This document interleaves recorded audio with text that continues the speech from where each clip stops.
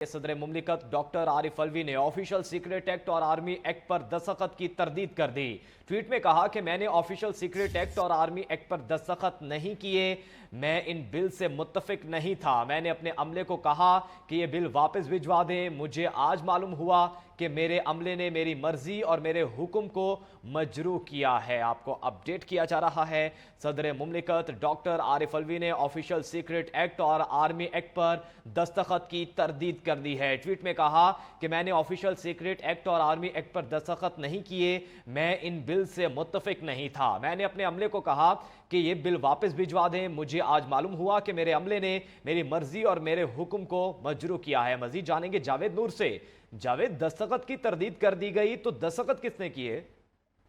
जी बिल्कुल, दुरुस्त आप कह रहे हैं कि सदर डॉक्टर आरिफ अलवी जो है उन्होंने ट्वीट किया और उन्होंने कहा है कि ऑफिशियल सीक्रेट एक्ट और आर्मी एक्ट पे दस्तखत नहीं किया और इन बिलों से मुतालिक जो है उन्होंने कहा कि मुत्तफिक नहीं थे और अपने अमले को कहा है कि ये बिल वापस भिजवा दें। और आरिफ अलवी ने कहा कि मुझे आज मालूम हुआ कि मेरे अमले ने मेरी मर्जी और मेरे हुक्म को मजरू किया है। और उन्होंने कहा कि ये इस हवाले से जो उनकी खबरें नशर हो रही थी, उन्होंने कहा कि ये खबरें जो है दुरुस्त नहीं है। और उन्होंने कहा कि ये जो बिल है ये उन्होंने दस्तखत नहीं किया। उन्होंने कहा कि इस मामले की जो है वो तहकीकात की जा रही हैं और उन्होंने इस हवाले से ट्वीट कहा और कहा कि ऑफिशियल सीक्रेट एक्ट और आर्मी एक्ट पर उन्होंने दस्तखत नहीं किए थे। तो जावेद, क्या ये बिल जो है वो मंजूर नहीं हुआ अगर दस्तखत नहीं किए गए? जी हाँ, बिल्कुल आप दुरुस्त कह रहे हैं कि ये ज़रूरी है कि जब ये बिल जो है वो सेनेट से पहले मंजूर हुए थे, फिर कौमी असम्बली से हुए थे, तो दोनों ऐवान ज़ेरी और ऐवान बाला दोनों से इन बिलों की मंजूरी ज़रूरी होती है। और फिर आइनी तरीक़ेकार के मुताबिक ये बिल सदर ममलिकत को भिजवाए जाते हैं और सदर ममलिकत उस पर एक मुकर्ररा मुद्दत के अंदर दस्तखत करते हैं। और अगर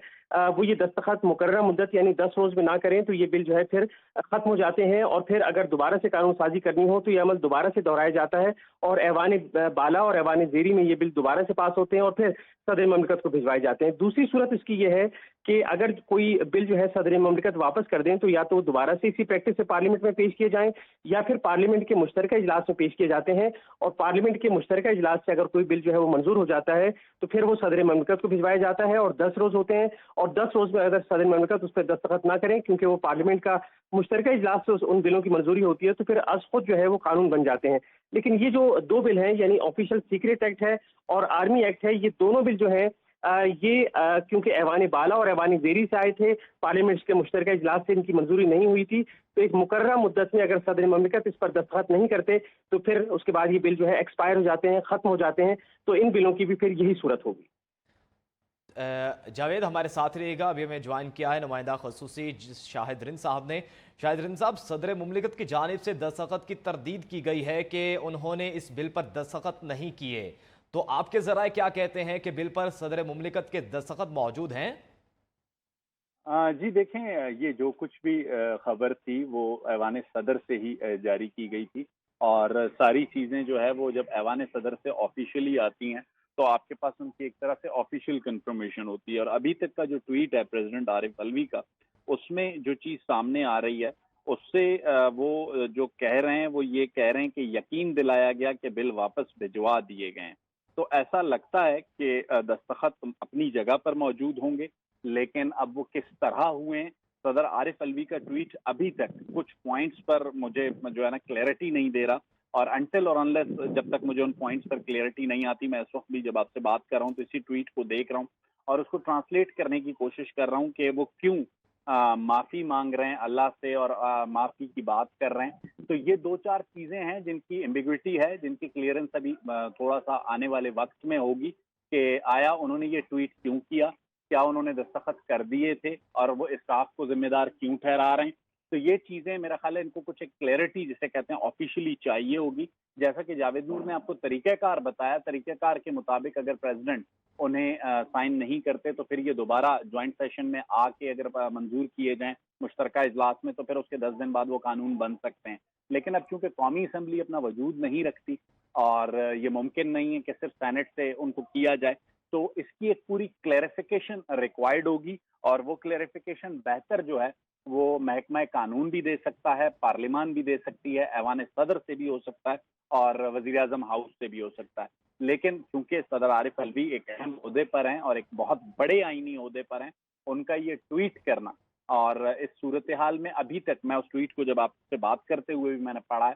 تو مجھے کلیئرٹی نہیں آ رہی کہ کیا وہ یہ کہنا چاہ رہے ہیں کہ دستخط ہوئے ہی نہیں، یا وہ یہ کہنا چاہ رہے ہیں کہ دستخط ہو چکے ہیں لیکن انہیں کچھ اور بتایا گیا تھا اور دستخط ہو گئے. تو اس کو ذرا دیکھنے کی ضرورت ہے، اور میرا خیال ہے جب تک اس پہ وہ ایمبیگوٹی کلیئر نہ ہو کوئی بھی ٹھیک ہے شاہد صاحب ہمارے ساتھ ہی رہے گا. ابھی میں جوائن کیا جاوید بلوچ صاحب نے. جاوید صاحب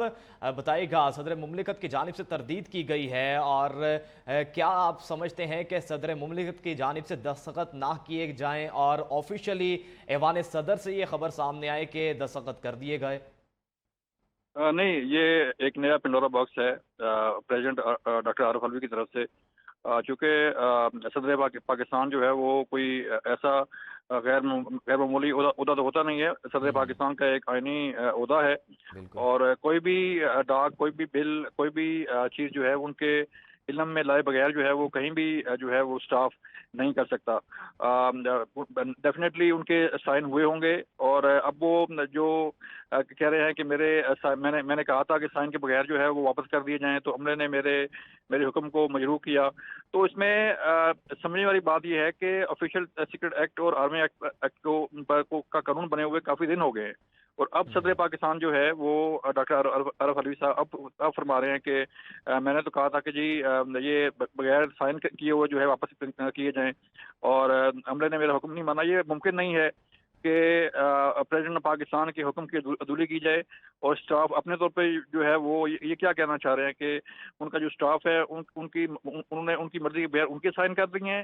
یا ان سے سائن کروا کے واپس کیے ہیں تو وہ سائن نہیں کرنا چاہ رہے تھے. تو اس میں آئی تھنک جو ڈاکٹر عارف الوی صاحب ہیں وہ خود کنفیوز ہیں. ان کے ٹویٹ میں خود جو ہے وہ کلیئرٹی نہیں ہے کہ وہ کہنا کیا چاہ رہے ہیں. جاوید صاحب ٹویٹ میں انہوں نے معافی بھی مانگی ہے کہ میں ان سب سے معافی مانگتا ہوں جو اس بل سے متاثر ہوں گے. مطلب کہ جس طرح کہ شام ملک قریشی کی گرفتاری ہوئی، اس کے بعد اسد عمر کی گرفتاری ہوئی، تو یہ ٹویٹ کیا اس کو دیکھتے ہوئے کیا گیا کہ میں نے دستخط نہیں کیے، میں معافی مانگتا ہوں؟